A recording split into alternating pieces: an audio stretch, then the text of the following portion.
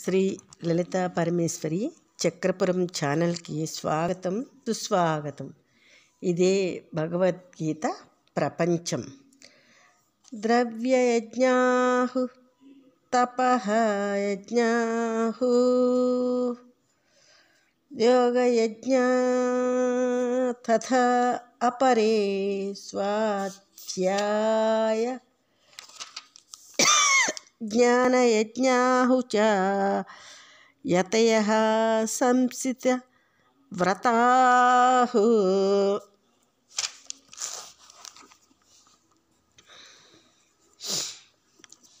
అర్జున, దృఢ వ్రతనిష్టతో ప్రయత్నిస్తున్న ఇంకా కొందరు ద్రవ్యములతో దాన వ్రతాది యజ్ఞాలు చేస్తూ ఉన్నారు.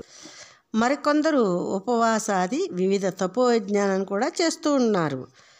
యోగాసనాదులు కుండలిని యోగాది యజ్ఞములను చేస్తూ ఉన్నారు. వేదాభ్యాసమును యజ్ఞాలు కూడా చేస్తూ ఉన్నారు అర్జున అని భగవంతుడు అంటూ ఉన్నాడు. అపానే జుహ్వతి ప్రాణం ప్రాణే అపానాం తథా అపరే అనగతి రుద్ధ్వా ప్రాణ అయామాపారాయణాహు అపరే నియత ఆహారాహు ప్రాణాన్ ప్రాణేషు జుహ్వాతి.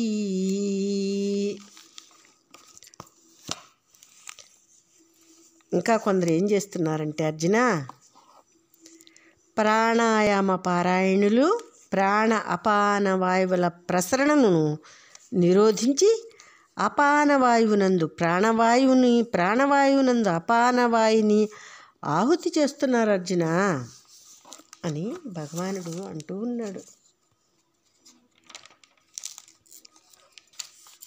సై అపీతే యజ్ఞ విదః యజ్ఞక్షపిత కల్మషాహు యజ్ఞశిష్ట అమృతభుజః యాంతి బ్రహ్మ సనాతనం. అర్జున, ఇలా వివిధ రకములైన యజ్ఞములను చేసే వీరందరూ కూడా వారి వారి యజ్ఞముల పూర్వాపరములు, ఆచరణ విధానాలు, ఆచరణ నిష్టలు తెలుసుకున్న వారైనట్లయితే వారి వారి యజ్ఞములను ఆచరించనందువల్ల కలిగే పాపాలను పోగొట్టుకుంటున్నారు. అయినా వీరి యజ్ఞముల నిజధ్యేయమును తెలిసిన వారు కాదు, సర్వపాపాలను పోగొట్టుకున్నవారు కారు అర్జున. ఎవరు ఆత్మస్థానమును తెలుసుకుంటారే వారే ఆత్మస్థానమును తెలిసిన వారై ఆత్మస్థానమును తెలియని సంసార పాపాలని దాటుతున్నారు అర్జున. ఇతరులందరూ సంసార పాపాలని విడవటం లేదు అని భగవానుడు అంటున్నాడు. ఇంకేమంటున్నాడంటే, అయం లోకః నా అస్తి అయజ్ఞస్య కుతః అన్యః కురు సత్తమా.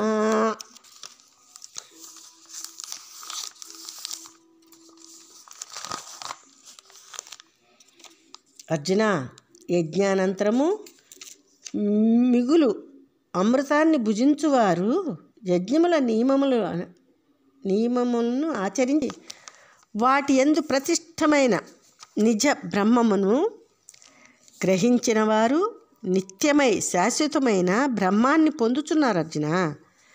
యజ్ఞముల నిజధ్యేయం తెలుసుకుని యజ్ఞమును ఆచరించని వారికి ఈ లోక జీవితము లేదు. వ్యర్థము, పరలోకము, ఉత్తమ గతి ఎక్కడి నుంచి వస్తాయి వీళ్ళకి అంటున్నాడు భగవానుడు. ఏవం బహువిధాహు యజ్ఞాహు వితతా బ్రాహ్మణకముఖే కర్మజాన్ విద్ధి తాన్ సర్వాన్ ఏవం జ్ఞాత్వా విముక్ష్యసే. అర్జున, ఈ విధంగా వేదమునందు విధములైన యజ్ఞాలు విస్తరింపబడి ఉన్నాయి అర్జున. చెప్పబడి కూడా ఉన్నాయి వేదాలలో. అన్నిటినీ సాధన కర్మ నుండి పుట్టినవి ఇవన్నీ.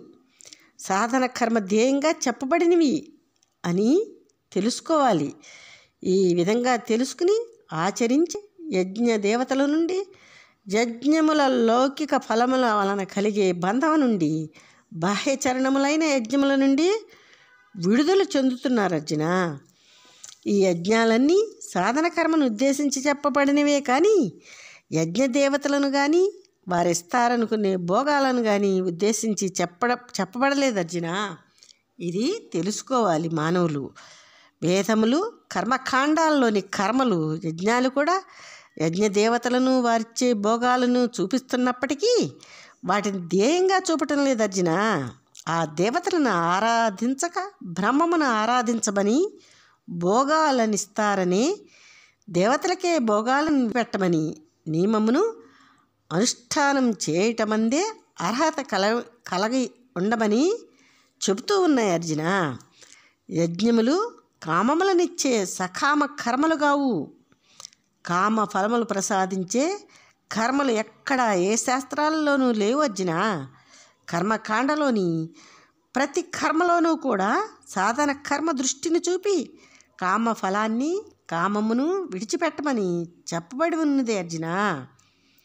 సాధకుడు వేదాలలో చెప్పబడిన కర్మలను, యజ్ఞాలను గురించి ఈ విధంగా తెలుసుకుని ఏ ఒక్క కర్మను సరిగ్గా అనుష్ఠానం కొరకే ఆచరించినప్పటికీ అనుష్ఠాన ఫలం చేత చిత్తం శుద్ధి అయి తద్వారా ధ్యేయమైన బ్రహ్మమును, సాధన కర్మను గుర్తించగలుగుతాడు అర్జున.